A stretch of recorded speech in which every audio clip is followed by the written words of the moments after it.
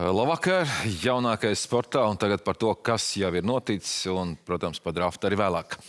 Pasaules kausa izcīņa futbolā turpinās, vēl trešās kārtas spēles, 6 atkal ir aizbrīdis, atkal zināms vairākas komandas, kas jau tikuši ir play-off. Vācija zaudē Ekvadorai Stratefordā jau spēles 2. minūtē pēc Sané sitiena 1-0 vāciešiem. Tur gan diskusijas par to bija vai nebija vāciešiem sots pirms tam. Ekvadora panāca nešķirt 1-1 un vēlāk sev tik svarīgajā spēlē uzvarēja 2-1 un Ekvadora līdz ar to grupā 3. vietā 4 punkti dod tiesības spēlēt play-off. E-grupā vāciešiem tāpat paliek 1. vieta. Un vēl jau šajā spēlē pārspēts kopējais apmeklētājs skaits fināla turnīros, jau kopā līdz šai spēlē to noraudzījušies klātienē 3 587 000 un vēl daži skatītāji, un tas ir vairāk nekā līdzinējā rekorda turnīrā 1994. gadā ASV pēc tikpat daudz spēlēm. Kirasau zaudēja Cote d'Ivoire 0-2 un 2. vietu grupā ieņēma Cote d'Ivoire. Kansas Cityjā F grupā Nīderlanda Tunisija 3-1 un jau 7. minūtē bija 2-0 Nīderlandai, liels pārsvars un pelnīt uzvaru un pelnīt 1. vietu grupā. Arlingtonā Japāna Zviedrija 1-1 un Japāņi nodrošināja 2. vietu grupā, Zviedri 3. un ar 4 punktiem arī tiks noteikti play-off. D grupā ASV Turcija 2-3, Turki tik pie 1 punktiem un pirmās uzvaras 3-2 panākot jau kompensācijas laika 9. minūtē, bet tabulā šis rezultāts neko nedēļ, Turcija tāpat palika pēdējā un brauc mājās. Amerikāņiem 1. vieta. Austrālija Paragvaja 0-0, austrālieši līdz ar to ieņēma 2. vietu grupā un kvalificējās play-off. Latvijas futbola virslīgā šovakar 2 spēles, viena ir beigusies, Ogres United izskaņā uzvarēja Tukumu 3-2. Liepāja RFS vēl spēlē, liepājnieki ir mazākumā, bet vārtus pagaidām nosargā 0-0, vēl minūtes 15 jāspēlē. Un tagad par Latvijas valsts vienības spēli. Šodien pārbaudas cīņa pirms gaidāmajām pasaules kausa atlases spēlēm pret Nīderlandu un Austriju, un Tallinā tikko kā zaudēts ir Igaunijai 78-88.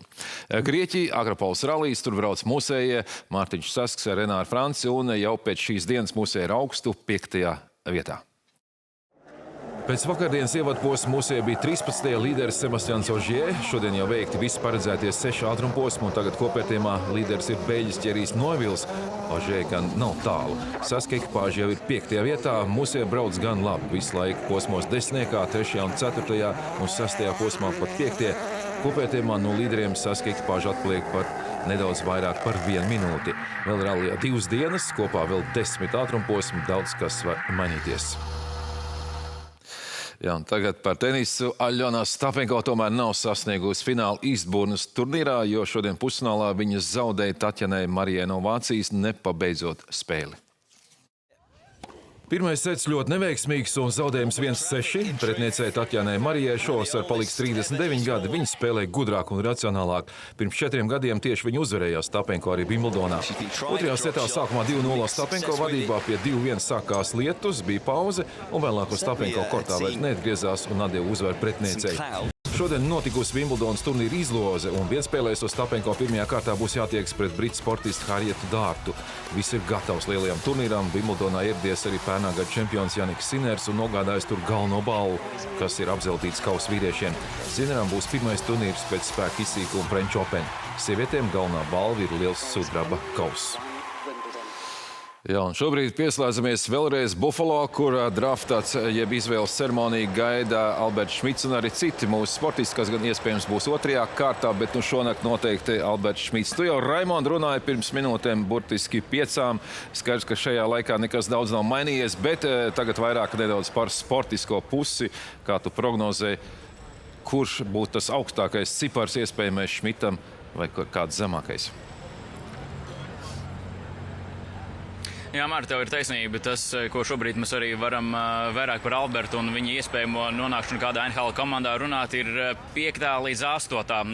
izvēle, kas ir šobrīd vismaz aprunājoties gan ar pietuvinātiem NHL aģentiem, gan arī ekspertiem, kas savas prognozes jau iepriekš ir veikuši, bet arī šobrīd, redzot arī visas iespējamās maiņas, kas ir notikušas tieši drafta kontekstā, tad šobrīd iezīmējas tāds 4 komandu loks, attiecīgi New York Rangers, Winnipeg Čikāgas Jets, Čikāgas Blackhawks un arī Seattles Kraken. Šīs ir tās komandas, kurās visticamāk nonāks, un, protams, ir divas spēcīgākās izvēles, kurās tātiecīgi Alberts varētu sākt savu Nacionālās hokeja līgas karjeru, jo tagad arī pirms brīža arī iznāca aprunāties ar Kregu Batonu, vienu no ietekmīgākajiem un respektabilākajiem TSN žurnālistiem, un viņš, kurš ar savām prognozēm reti, kad kļūdās, viņš min, ka tā varētu būt Ņujorka, kam pieder 5. izvēle. Redzēsim, vai piebildīsies viņa prognoze, bet skaidrs ir viens, ka visticamāk Chase Reeds kā pirmais aizsargs tiks izvēlēts, bet, protams, jāņem vērā, ka šis ir drafta vakars, kurā pat ceremonijas laikā var notikt daudzas izmaiņas un pēdējā brīža varbūt arī maiņu darījumi, kas var arī ietekmēt, kurā komandā tad nonāks Alberts, bet šīs pieminētās 4 komandas ir tās, kurās visticamāk tad arī Alberts nonāks. Jā, paldies Raimondam par šo prognozi, un nebūtu tik tiešām nekas pretim pret Ņujorku. Savulaik tur Kristaps Porziņš nonāca NBA sākumā. Un vēl nobeigumā šodien ziņās Latvijas U18 sieviešu volejbola izlases gatavojas Eiropas čempionātam, kas būs tepat Rīgā, un šodien pārbaudas spēle pret Grieķiju, tad īsumā Andris Auziņš. Pirms Eiropas čempionāta fināla turnīra Latvijas U18 sieviešu valstsvinība pret spēcīgajām grieķietēm pārbaudas spēlē izjūta, kas mūsējās sagaida fināla turnīrā. Pirmajā setā latvietis parādīja cīņas sparu, zaudējot vien ar 21-25, bet otrajā setā īsta meistarības paraugstunda no dienvidniecēm, atstājot Latviju ar nepieklājīgiem 8 punktiem. Trešajā setā latvietis atguvās seta sākumā pārņemot vadības grožus, bet turpinājumā atkal pretinieču servis visu salika pa plauktiņiem un 15-25. Visā spēlē 0-3. Mēs neesam tālu, un ja ņemam vērā, ka mēs pieļāvām 25 kļūdas servēs, un no šāda skatu punkta, ja mēs bez serves varējām būt tik tuvu, ja mēs sāksim servēt, varbūt mēs arī uzvarēsim kādu setu. Treniņu spēles papildus setā mūsējās atkal rādīja labāku sniegumu, piekāpjoties vien ar 22-25. Svētdien mūsu jaunietis pret Grieķiju tiksies atkārtoti, bet centrālajā Olimpiskā centra zālē norit vēl pēdējie sagatavošanās darbi Eiropas čempionātam, kas Rīgā sāksies 1. jūlijā.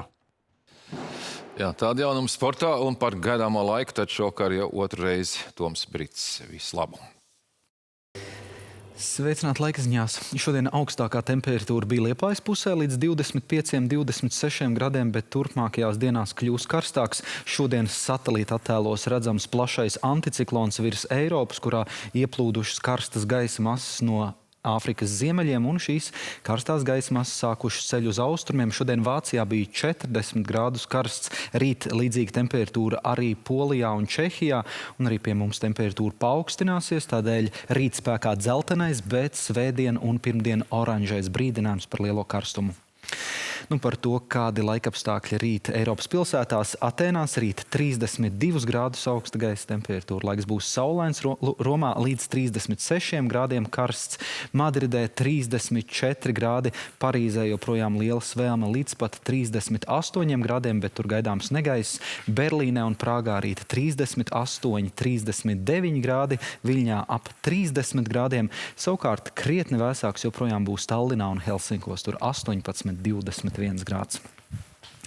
Latvijā šī nakts paies bez būtiskiem nokrišņiem, vairāk mākoņi būs valsts austrumu daļā, un rīt dienas vidū vietām Vidzemē un Latgalē var īslaicīgi uzlīt, pārējā Latvijā gan diena būs saulaina. Minimālā gaisa temperatūra šonakt Kurzemē ap 17, 18 grādiem, valsts vidienē 15, 17 grādi, austrumos nedaudz vēsāks ap 13, 14 grādiem. Rītdiena tātad pārsvarā saulaina, vairāk mākoņu pašos valsts austrumos, kur var īslaicīgi līt, un gaisa temperatūra jūras piekrastē ap 24, 25 grādiem.